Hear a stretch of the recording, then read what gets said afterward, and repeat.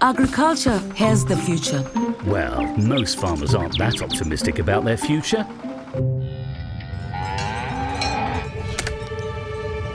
They want their children to become a teacher, or even better, a doctor. But in any case, not a farmer. I see what you mean. We have a next generation issue here. Yes, that's what I'm telling you. Farmers complain. Farmers always complain. But sometimes for good reason. Good practices promoted by Solidaridad might have helped farmers escape from extreme poverty.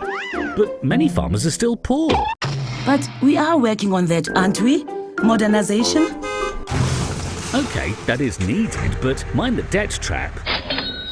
And while we're on the topic of farmers, why do you always think of farmers as men? Most of them are women.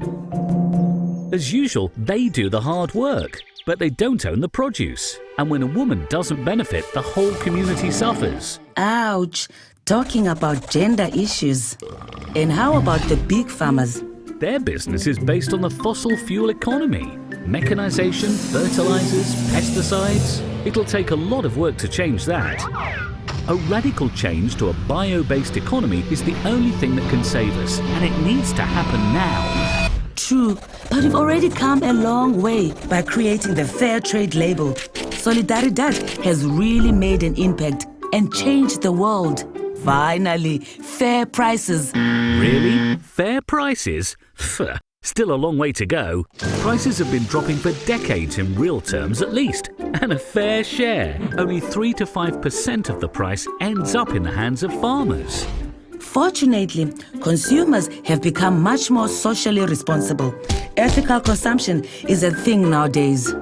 What? Are you serious? Consumers still pay €1.70 for a litre of Coke and just 5 euro cents for a litre of tea. This equals an income of about $300 a year for a tea grower. Wow, and the ethical consumer only pays 2 cents more for a litre of tea. Is that the change you're talking about? We need a much more fundamental change in order to feed more and more people that always want more. Chicken, pork, beef. If we want to meet the demands of 9 billion people in the world by 2050, we will have to double production. Or change diets. That would not be a bad idea for many of them.